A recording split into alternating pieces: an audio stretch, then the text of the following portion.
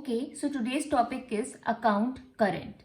Now, to understand what is account current, we need to first understand all these three terms and how are these related. Once you'll get to know the relation of these terms, then you'll understand what is account current and why it is made.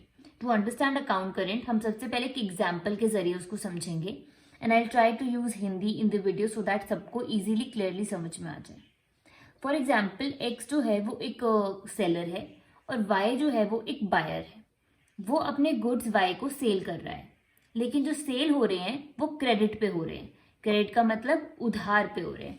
तो हमारी पहली term जो है वो यहीं पे clear होती है कि जब भी अकाउंट करेंट बनेगा या अकाउंट करेंट जो भी होता है वो चीज़ है जो परचेजेस के जो इसमें परचेजेस इन्वॉल्व हैं और वो भी कौन सी, क्रेडिट परचेजेस, मतलब जिसमें उधारी पे सेल परचेज हो रहा है. तो X ने Y को उधार पे कुछ गुड्स दिए. अब वो जो गुड्स दिए उस गुड्स को उसने देते हुए बोला कि मैं आपको उधार पे पैसा तो दे रहा हूँ, लेकिन आपको इस गुड्स के बदले जो पैसा देना है वो कम से कम 30 डेज के अंडर जो है वो मुझे आपको देना है. मैं 30 दिन की उधारी पे आपको वो दे रहा हूँ. तो Y मान जाता है. नाउ द पॉइंट इज कि अगर तो X Y को जो उसने गुड्स दिए हैं, उसको जो उधारी पे दिए हैं, उसके पैसे 30 डेज के अंदर आपको रिटर्न कर देता है, तो कोई भी कस्टमर, जो कोई भी बायर होता है, वो क्या करता है, वो उस पैसे को लेके जाएगा और लेके कहाँ पे जाएगा, एक बैंक में लेके जाएगा. वहां बैंक में जाके वो उस पैसों को वहां डिपॉजिट करेगा और डिपॉजिट कर सकता है. वो कोई FD बना सकता है, कोई इन्वेस्टमेंट कर सकता है. और अगर वो ऐसी कोई भी चीजें करेगा या इवन अपने पैसों को बैंक में भी रखेगा, उस पैसों के बदले में उसको क्या मिलेगा, उसको मिलेगा interest. Are you getting my point? तो ये तो वो सिनेरियो और सिचुएशन है जब Y उसको विद इन टाइम पैसे दे देगा. जो उसने क्रेडिट पीरियड अलाउ किया है, उस क्रेडिट पीरियड में अगर वो दे देता है पैसे, तो वो उन पैसों से यूज करके, उन पैसों को अपना यूज करके, इन्वेस्टमेंट करके इंटरेस्ट कमा सकता है. Are you getting my point? अब ये जो वो पैसे कमा सकता है, इसको हम क्या बोलते हैं, अपॉर्चुनिटी कॉस्ट. मतलब ये एक ऐसी अपॉर्चुनिटी है X के पास जिसको यूज करके वो कुछ पैसे कमा सकता है. आई होप कि जो भी कॉमर्स रिलेटेड बच्चे होंगे उनको अपॉर्चुनिटी कॉस्ट पहले से ही पता होगा. This lecture is not about what is opportunity cost, but basically मैंने आपको बताया कि ये वो एक अपॉर्चुनिटी होती है, ये वो पैसा होता है जो आप कमा सकते हो. आपने कमाया नहीं है, वो अगर आप ये ऐसा करोगे तो कमा सकते हो. आपके पास ऑप्शन है, अपॉर्चुनिटी है. तो X के पास भी ये अपॉर्चुनिटी है कि अगर Y को वो दे रहा है उधारी पे और वो 30 दिन के अंदर पैसे वापस कर देगा जो कि उसको करने हैं.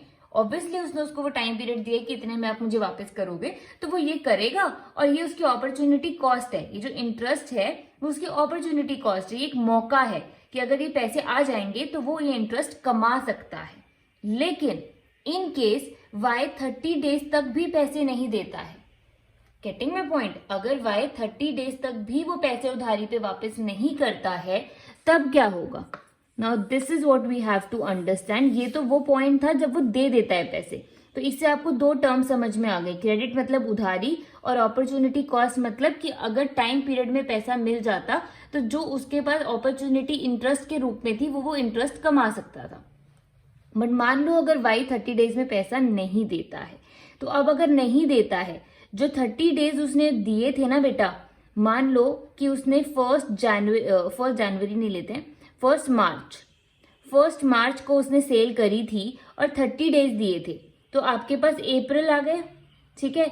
तो कहने का मतलब है कि 1 मार्च कौन सी डेट होती है, ट्रांजैक्शन डेट होती है, जिस डेट पे आपने ट्रांजैक्शन करी.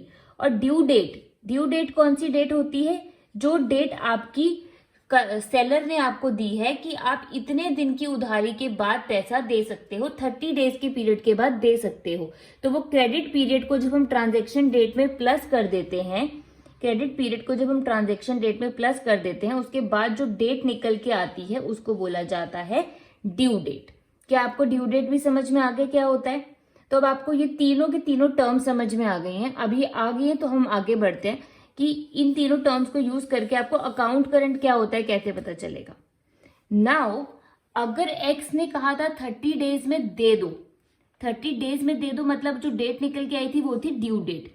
अगर उसने एक ड्यू डेट दी थी और उस ड्यू डेट तक भी y ने पैसे नहीं दिए हैं x को, इस सिचुएशन में बेटा हम अकाउंट करेंट बनाते हैं। अगर तो वो ड्यू डेट से पहले ही पैसे दे देगा तो आप अकाउंट करेंट नहीं बनाओगे, तो आपके पास जो अपॉर्चुनिटी कॉस्ट इंटरेस्ट के रूप में आनी थी वो आप अवेल कर लोगे। लेकिन अब देखो, जब उसने पैसे नहीं दिए, जब एक्स को पैसे नहीं मिले, तो ये जो इंटरेस्ट वो कमा सकता था, जो बैंक में अपने पैसे डिपॉजिट करके वो इंटरेस्ट कमा सकता था, वो अपॉर्चुनिटी कॉस्ट तो छीन गई उसके हाथ से। अब तो वो ये सब नहीं कमा सकता, जब पैसे ही नहीं आए तो ये इंटरेस्ट कहाँ से कमाएगा इन्वेस्टमेंट करके। तो अब एक्स कहता है क्योंकि तुमने मुझे पैसे देने में देरी करी और तुम्हारे पैसों की देरी की वजह से मैं ये अपॉर्चुनिटी कॉस्ट मिस कर रहा हूं, मैं ये इंटरेस्ट नहीं कमा पा रहा हूं, तो अब ये इंटरेस्ट जो है वो मैं तुमसे चार्ज करूंगा। जो भी तुमने 30 डेज के बाद मेरा टाइम पीरियड एक्सटेंड किया है, जो भी लेट कर रहे हो तुम, जितना टाइम तुम लेट कर रहे हो, मैं उसका तुमसे इंटरेस्ट चार्ज करूंगा। मैं अपनी वो अपॉर्चुनिटी कॉस्ट का पैसा जो गवा रहा हूं वो तुमसे ही चार्ज करूंगा और रिकवर करूंगा। तो इस केस में हम बनाते हैं account current.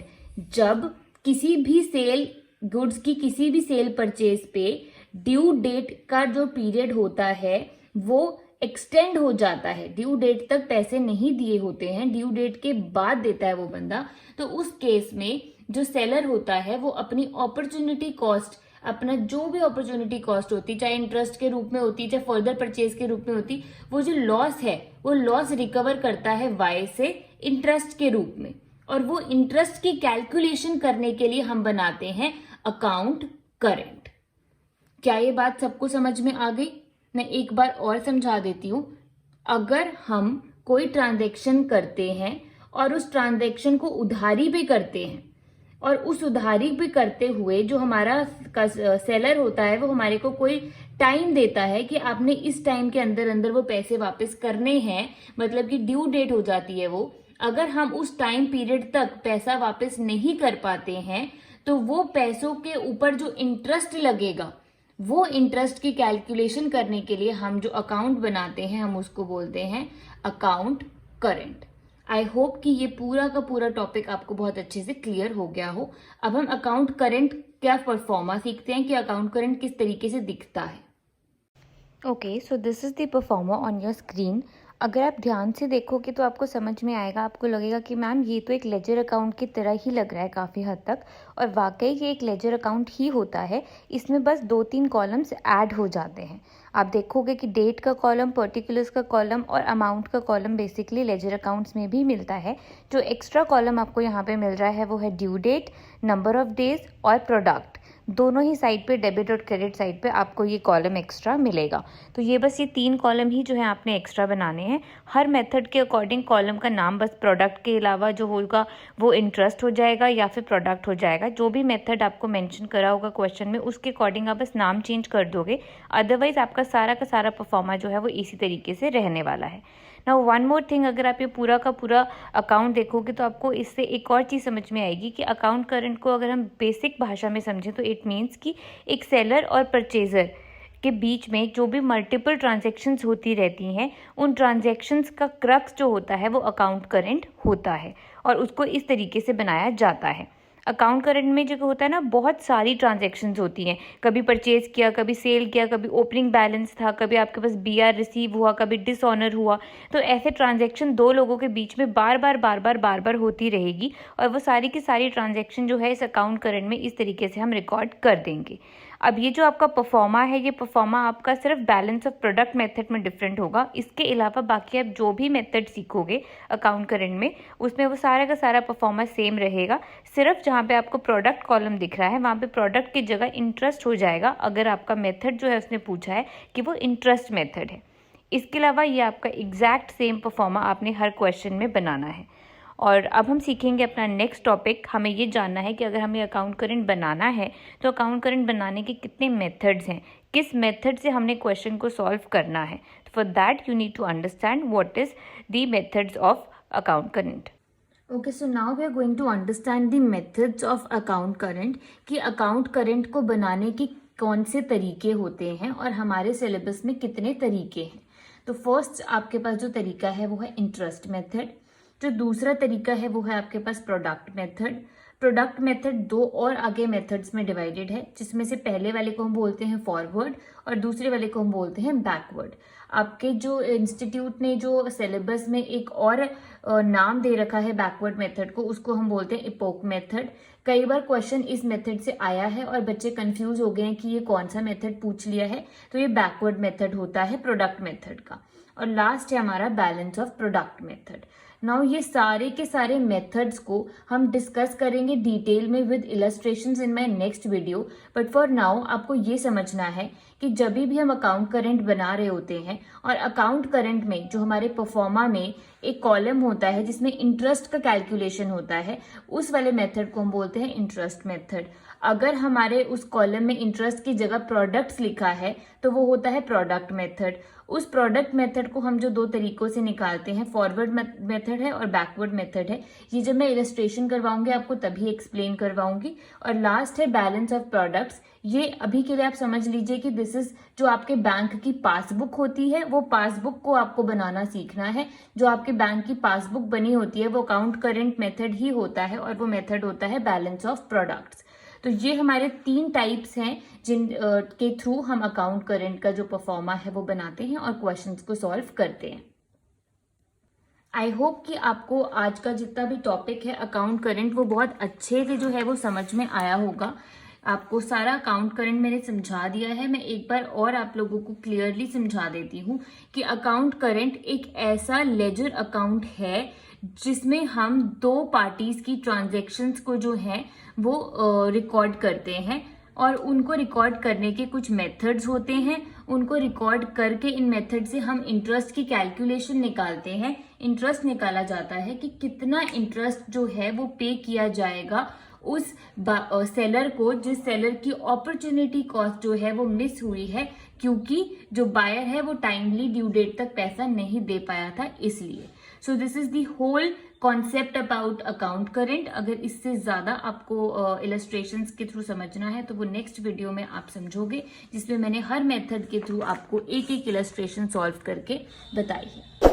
Thank you so much for watching the video. If you like it, do subscribe to my channel.